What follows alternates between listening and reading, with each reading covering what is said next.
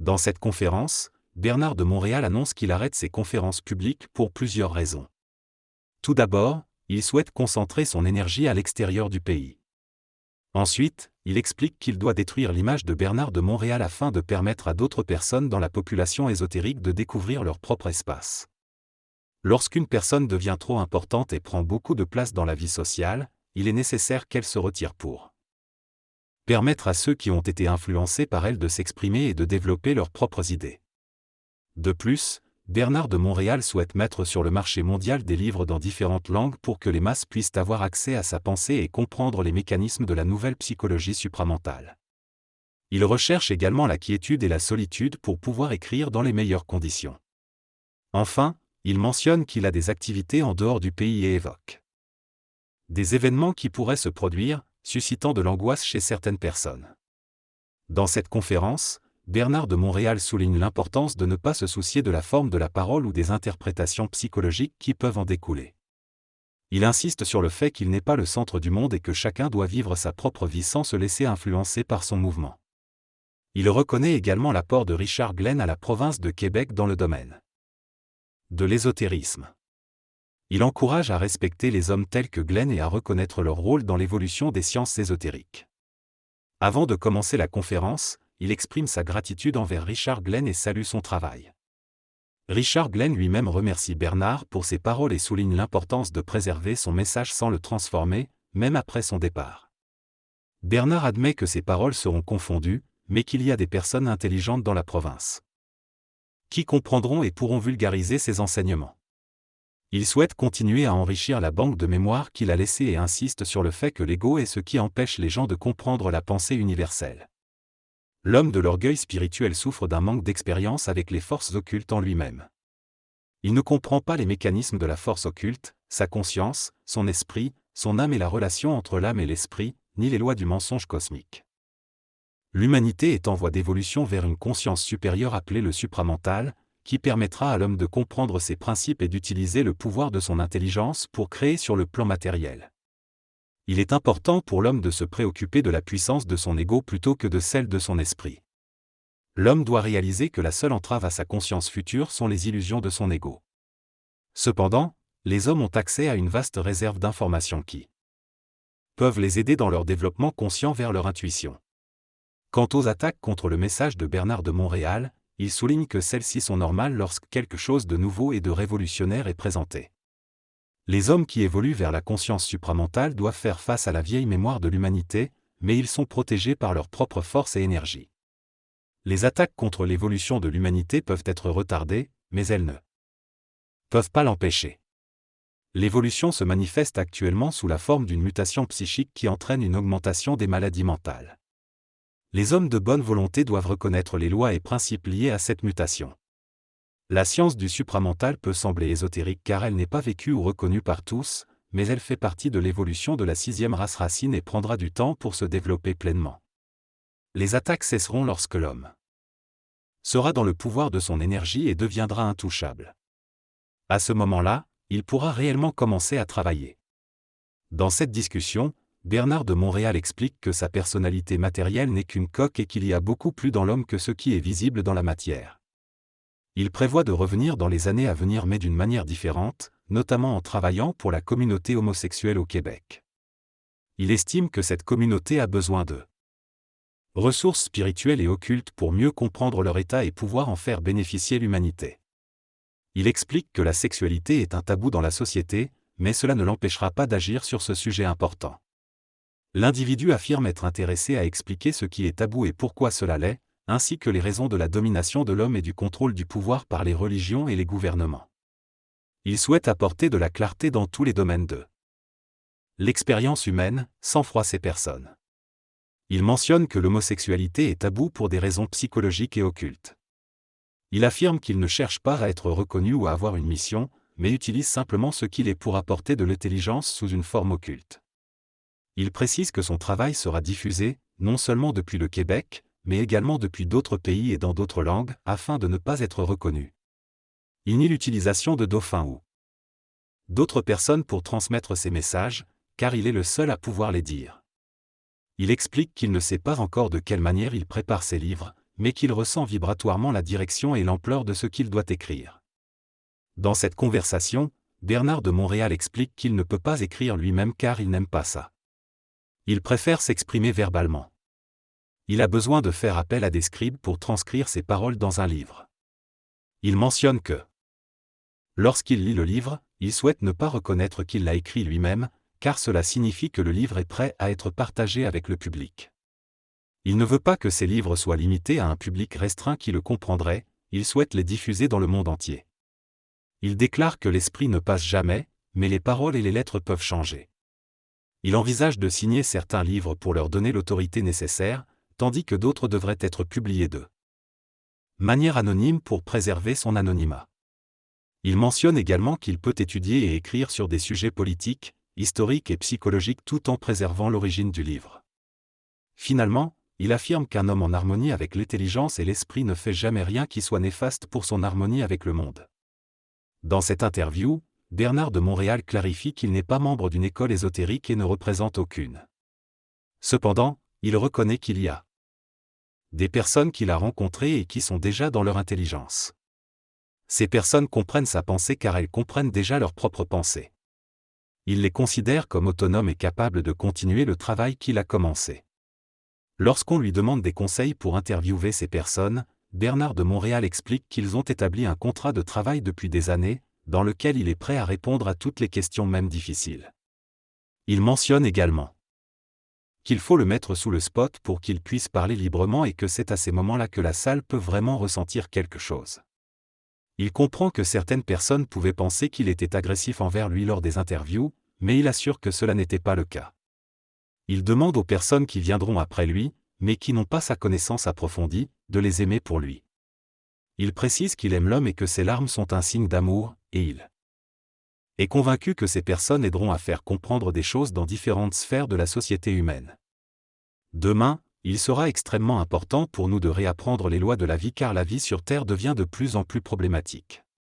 Pour cela, il faut que les personnes dans le domaine ésotérique se réunissent et travaillent ensemble, au lieu de se diviser. Si elles parviennent à s'unir, cela permettra à la province de Québec d'être invulnérable sur le plan occulte. Actuellement, il y a trop de conflits de personnalités qui empêchent une collaboration efficace. Il est donc nécessaire que les structures ésotériques soient assouplies et rajeunies pour faire face à la nouvelle conscience qui arrive.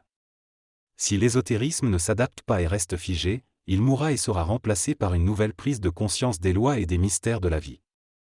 Pour préserver notre patrimoine et cultiver notre esprit, il est crucial de ne pas tomber dans le piège de la personnalité et de la division.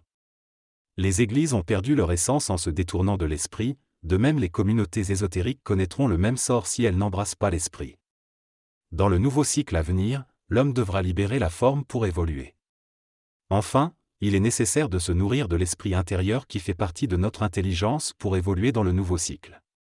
Le texte exprime l'idée que l'humanité est en train de vivre une mutation psychologique et qu'un nouvel âge prédit par divers médiums et poètes est en train de se réaliser. L'auteur affirme que dans cet âge, les anciennes formes ésotériques et spirituelles ne pourront pas soutenir psychologiquement l'homme et mourront. Il déclare également que les lois de la vie sont inévitables et absolues, et qu'elles ne reculent pas devant l'ego de l'homme. Il annonce la capacité future de l'homme à entrer en contact avec des espaces-temps parallèles, ce qui entraînera la fin de notre civilisation. R critique certains maîtres ésotériques qui ne sont pas dans l'esprit d'universalité et affirme que l'homme ne pourra plus être exploité, ni par la société, ni par l'esprit. Il prédit que l'homme aura le pouvoir de l'esprit et que ce sera à l'esprit de s'agenouiller devant lui. L'auteur souligne également que nous avons encore beaucoup de choses à apprendre et que nous devons tuer les anciennes formes qui ne nous servent plus. Finalement, il mentionne que l'homme aura encore beaucoup à apprendre avant de pouvoir entrer en contact avec les extraterrestres ou les espaces-temps parallèles. Dans cette conversation entre Bernard de Montréal, Boulevard M et Robert Le Gall, RG, ils discutent de la troisième phase de l'homme, qui vient après l'exploitation psychologique et occulte de l'esprit humain. BDM affirme que l'homme doit devenir lucide et certain, en désintégrant les voiles qui obscurcissent son mental et en comprenant les mystères de manière rationnelle.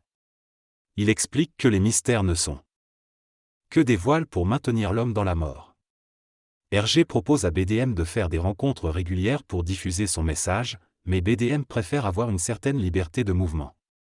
Cependant, il promet de continuer à parler au public. Hergé s'engage également à être l'outil à disposition de BDM pour transmettre son message. Il discute ensuite du renouvellement de BDM pour un nouveau cycle, et BDM explique que le renouvellement est facile tant qu'il continue à vivre avec l'énergie et la vibration établie en lui.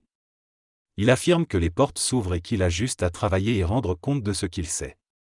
BDM mentionne également qu'il préfère ne pas connaître tous les détails de son avenir, car cela pourrait causer de l'anxiété. Il estime que la conscience supramentale ne peut plus être arrêtée et que lui et d'autres personnes à travers le monde devront continuer à travailler pour la faire avancer. Hergé pose ensuite une question sur l'inaccessibilité de BDM au grand public, et BDM explique que c'est normal pour lui de prendre du recul après un certain temps. Il souligne que les gens comprendraient s'ils étaient à sa place. Dans cette deuxième partie de sa dernière conférence publique de février 1984, Bernard de Montréal aborde la question des esprits qui pourraient être attachés à nous provenant de nos vies antérieures, par amour ou par haine. Il explique que dans les années à venir, l'homme découvrira une nouvelle compréhension du mot esprit, réalisant que ce concept est ombragé et ne révèle pas sa vraie signification. Il affirme que l'homme peut effectivement être affecté sur le plan astral par des matières spirites, mais souligne que le mot esprit implique également l'idée d'une entité. Ainsi, il reconnaît qu'il est possible que des entités spirites, sous forme de mémoire, se rattachent à l'homme. Cependant, il précise que la mémoire elle-même n'est pas une entité, mais une organisation d'énergie astrale et mentale. L'homme de demain. Bernard de Montréal devra apprendre à comprendre ces concepts de manière scientifique. Le passage mentionne la relation complexe entre l'esprit, la mémoire et l'homme. L'homme qui comprend les lois de l'invisible et peut voir au-delà des apparences, n'est plus psychologiquement affecté par l'idée de l'esprit. En revanche, s'il ne comprend pas ces lois, il est contraint d'absorber l'ignorance et de souffrir psychologiquement de phénomènes paranormaux. L'auteur affirme que l'homme sera capable demain de transcender les anciens concepts et de créer une science cosmique basée sur la compréhension énergétique de toutes les formes, de l'énergie, de la mémoire et des plans invisibles. Aujourd'hui, l'homme est emprisonné dans le passé, les concepts, les formes et l'énergie, et est psychologiquement influencé par l'aspect invisible. Il est donc crucial de développer une nouvelle psychologie basée sur la conscience afin de ne plus être prisonnier des anciennes façons de penser qui nous limitent et nous maintiennent dans la peur. L'auteur soutient également qu'un homme pleinement intégré à son énergie et en contact avec les plans astraux serait libre de la forme et de la peur, et ne serait pas affecté par les phénomènes de la mémoire ou de l'énergie.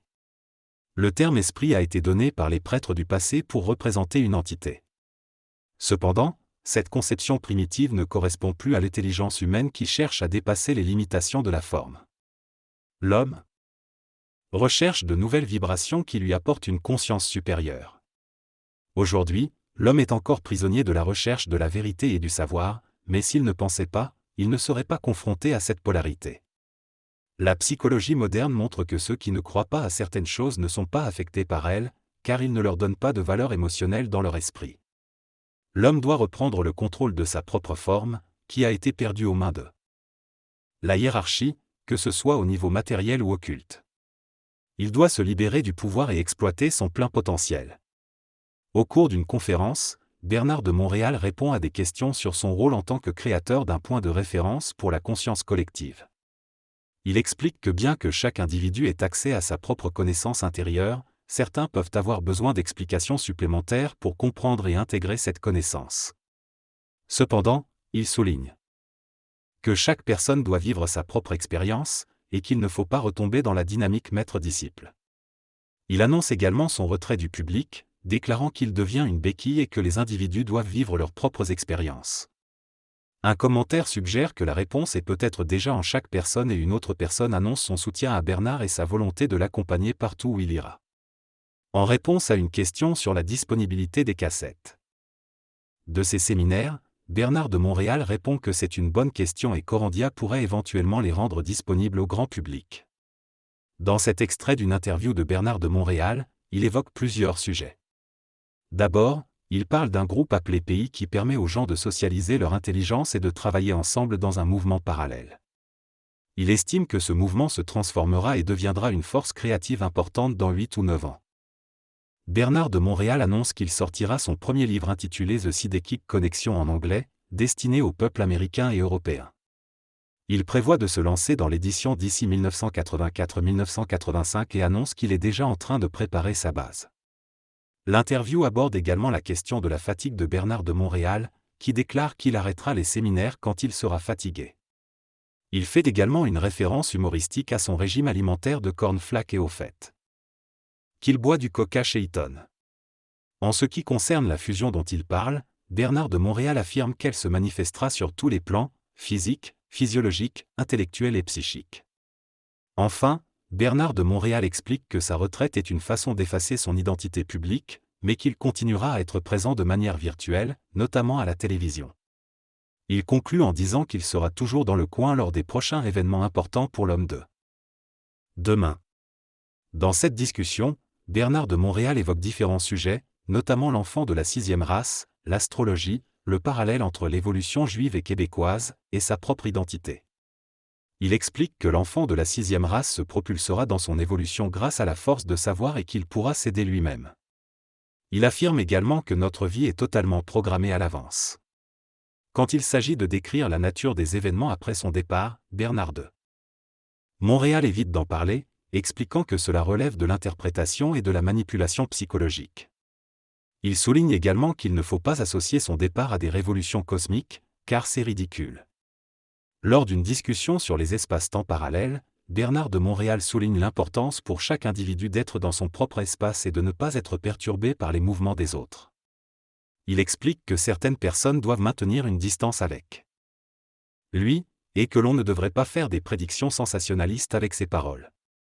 En réponse à une question sur le statut inférieur des femmes dans les systèmes sociaux, politiques et religieux, Bernard de Montréal prédit que la femme du XXIe siècle sera aussi noble et glorieuse que l'homme. Il affirme que les femmes étaient dominées pendant l'involution, mais qu'elles doivent maintenant parler et être mentalement égales à l'homme. Roger Gaudry mentionne ensuite qu'il s'engage à faire connaître une femme au Québec qui va surprendre beaucoup de gens. Bernard de Montréal affirme qu'il est difficile pour les femmes de reconnaître une autre femme, mais que celle-ci commence à émerger dans la politique et l'ésotérisme. Il souligne cependant que ces femmes doivent avoir la clarté mentale et l'œil d'aigle pour absorber l'énergie de l'esprit et se rapprocher des hommes. En conclusion, Bernard de Montréal exprime l'espoir que cette femme dont il est question sera à la hauteur de la conscience nouvelle et qu'elle saura utiliser son intelligence pour se rapprocher des hommes. L'orateur explique que la fusion, qui est un processus d'énergisation de l'homme à partir de plans invisibles, se réalise par une superposition d'une vibration élevée sur une conscience humaine inférieure. Pour absorber cette énergie sans être déséquilibré, l'homme doit la recevoir progressivement pour s'habituer au choc. Ceux qui connaîtront cette fusion réaliseront un phénomène particulier, au début. Est-ce soit possédés par les forces sataniques ou par les forces du mental supérieur, ils ressentiront la même impression d'être possédés. La différence réside dans le fait que les forces noires sont négatives, tandis que les forces créatives sont positives. Avec le temps, l'homme deviendra suffisamment puissant pour contrôler cette énergie et la faire descendre dans la matière. Pendant ce processus, il ressentira la souffrance de cette transformation. Une fois fusionné, il découvrira les lois de l'esprit et pourra traverser l'espace-temps astral. Il comprendra toutes les lois de l'esprit et sera capable de se guider lui-même, sans avoir besoin de guide spirituel. Il sera porteur de sa propre lumière et pourra aller où il veut dans le cosmos pour éclairer l'évolution et les lois de l'évolution. Ceux qui ont vécu dans le passé et enseigné aux hommes ne seront plus nécessaires car chaque homme sera son propre maître. Dans ce discours, Bernard de Montréal évoque l'importance de l'ego et de sa fusion pour la création d'un plan créatif. Il mentionne que l'immortalisation de l'ego de l'homme est nécessaire pour son évolution future.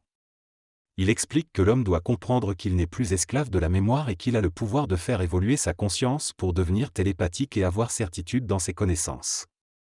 Il souligne également que plus l'homme avance dans la conscience, plus l'astral travaille pour le confondre, mais seuls les hommes forts peuvent voir au-delà de cette confusion. Bernard affirme que la force de l'homme vient de son esprit et non de son âme, et que l'astral vampirise l'ego et empêche l'homme de réaliser sa relation avec le mental. Il décrit le combat de l'homme pour son esprit et mentionne que la conscience christique reviendra sur Terre pour neutraliser l'astral. Enfin, il parle de Bernard l'imposteur, qui utilise la forme pour protéger l'homme contre l'astral. L'homme qui ne peut pas vivre la tension entre les forces opposées ne possède pas la force interne de son esprit pour en faire la synthèse. Il est donc ballotté soit par l'une, soit par l'autre force, et est soumis à ce que l'on appelle le mensonge cosmique. La vérité peut être aussi dangereuse que le mensonge, car l'histoire de l'homme montre autant de vérités mensongères que de mensonges devenant vérité. Les vérités extérieures peuvent être mensongères pour l'humanité ésotérique, occulte et hermétique, et vice-versa. Un jour, l'homme comprendra que vérité et mensonge sont deux facettes d'une même réalité et, en étant dans son intelligence, il pourra les équilibrer et être libre de la polarité. Il sera dans sa créativité et intouchable. Celui en qui on reconnaîtra qu'il est le Fils de la lumière se reconnaîtra lui-même intérieurement, et n'aura plus besoin de demander conseil à un autre homme pour le savoir. Dans les nouveaux temps, l'homme se réalisera par lui-même et n'aura plus de maître.